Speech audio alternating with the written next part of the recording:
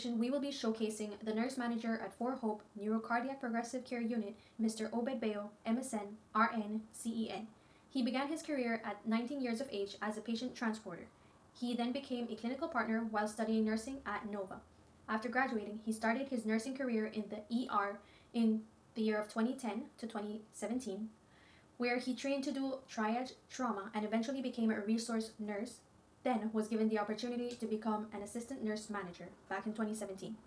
In 2017, he also worked part-time and per diem shifts at Kendall Regional Hospital as well as Jackson, where he worked his way up to trauma at those level 1 trauma centers, and in 2017 he was offered a job as a flight nurse for the Monroe County Fire Rescue Department. In 2020, he moved over to the ICU, where he was an assistant nurse manager for 6 months, before being offered the nurse manager of the Neurocardiac Progressive Care Unit in July of 2021. So now he is the nurse manager at Fort Hope, and he also does his part-time shifts at the Monroe County Fire Rescue Department as a flight nurse.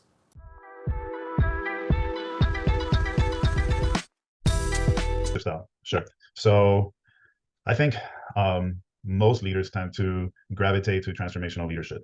And the reason for that is because as leaders, we want to kind of like guide and see the vision of where we want, others to go, but we want those that are involved to have a part of that journey.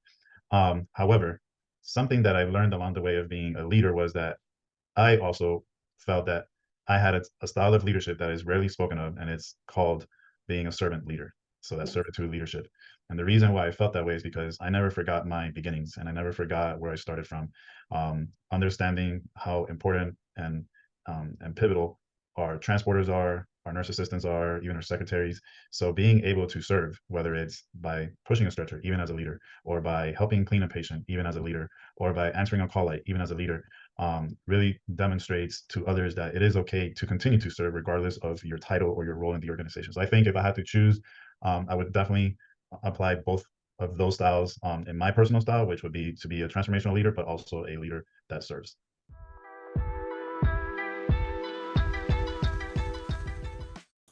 Servant leadership is a leadership style that focuses on serving others and prioritizing their needs and well-being. It emphasizes the leader's commitment to helping their team members grow, succeed, and reach their full potential.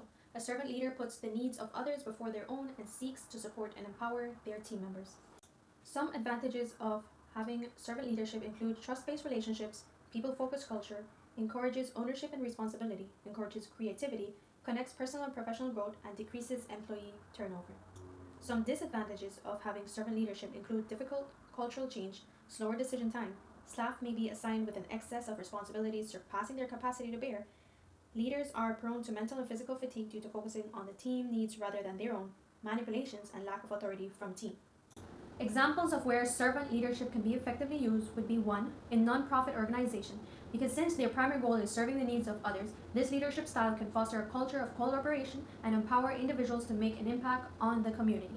Another would be education. It prioritizes growth and development. A servant leadership style is ideal for teachers to guide and support students while listening to their students' needs in a creative, trusting, and encouraging environment. And another example would be in the healthcare industry, where due to prioritizing patient care and well-being, the servant leadership style focuses on supporting and empowering individuals, ultimately promoting a collaborative and patient-centric approach to healthcare delivery. One national nursing leader in the United States is Dr. Ernest J. Grant. Dr. Grant holds a BSN degree from the North Carolina Central University, an MSN and PhD degree from the University of North Carolina at Greensboro. He was inducted as a fellow into the American Academy of Nursing in 2014. Dr. Grant has more than 30 years of nursing experience and is an internationally recognized burn care and fire safety expert. He previously served as the burn outreach coordinator for the North Carolina J.C. Burn Center at University of North Carolina Hospital in Chapel Hill. In this role, Grant oversaw burn education for physicians, nurses, and other allied healthcare professionals, and ran the center's nationally acclaimed burn prevention program, which promotes safety and works to reduce burn-related injuries through public education and the legislative process. Grant also serves as an adjunct faculty to the UNC Chapel Hill School of Nursing, where he works with undergraduate and graduate nursing students in the classroom and in the clinical setting. Grant served as the president of the ANA in 2019, becoming the first man to be elected as the ANA president. Dr. Grant has been a prominent figure in advocating for the nursing profession and addressing issues related to health career equity, workforce diversity, and the well-being of nurses. His leadership has focused on promoting the voice and influence of nurses in policymaking, advancing nursing education and practice, and addressing the challenges faced by the nursing workforce.